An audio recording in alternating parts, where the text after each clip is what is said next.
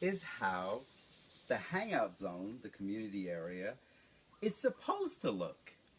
It doesn't always look like this, but basically this is what we want it to look like. We want to use the blankets to cover the couches, the handrests, covering all the surfaces, making sure that all the cushion covers are clean looking. If they're not, then we launder them.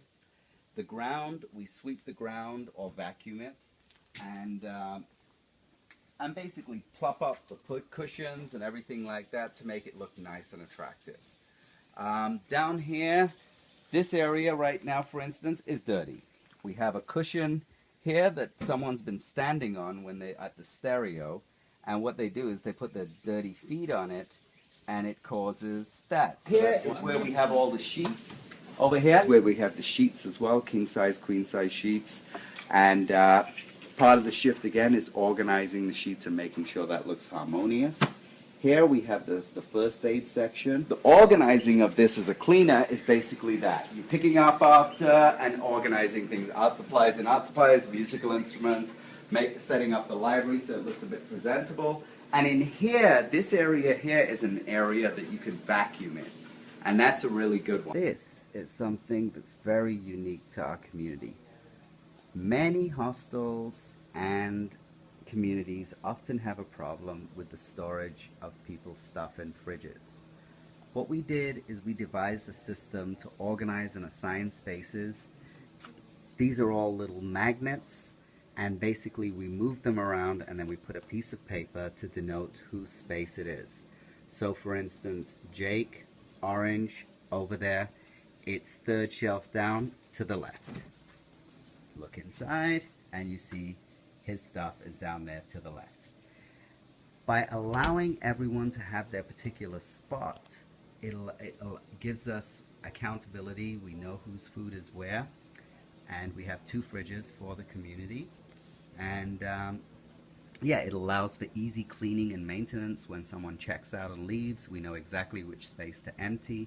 We can keep track of food, so it's cut down on spoilage, on rottenness, on people losing their food, everything like that. So as far as maintenance goes and cleaning, if you're doing a cleaning shift, you check in with the manager, who's checked out and stuff like that, and whoever's checked out, their space should be empty. So I can see right now the drawers are listed as empty, and you can see they're empty right now, so that's totally fine. But what we do is we clean the spaces that are empty. Now in the drawers, on the doors, sorry, this is all considered communal. When people leave, they can store stuff in here, and this is all communal for anyone to use. So it's when cleaning, you want to just go through this. So like for instance, this rotten avocado, not very good to just leave hanging around. Open liquids like this, not really good. So these ones, for instance, we'll take out to recycle.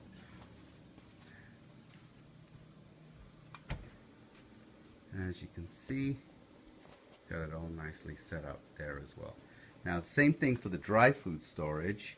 When a person's checked out and you know, and it's your cleaning shift, you basically go into that space, and if there's food and stuff still in there, you clean it out. You take the food that's there, it now becomes donation food, and that goes over to the dry food donation area. And this is all foodstuffs that have been left behind by people for the use of the community. And so that's so anyone who's here can help themselves to the food that's right here. This is also part of the cleaning shift as well, is to organize this, keep it nice and ordered. We try not to have stuff in plastic bags like this. We try to put them more in jars, because then they stay better and stay longer. And so that is another part of with the organizing of this one. And finally, I want to show the quick thing of the compost, because that relates to the recycling. So we put all our organic waste, like this avocado peel, in the compost bucket. And it's right there by the sink in the kitchen, and there's Alex doing cleaning. Hey. Right, he's one of our cleaning practitioners today. practitioners. All right. These are the rags that I was talking about.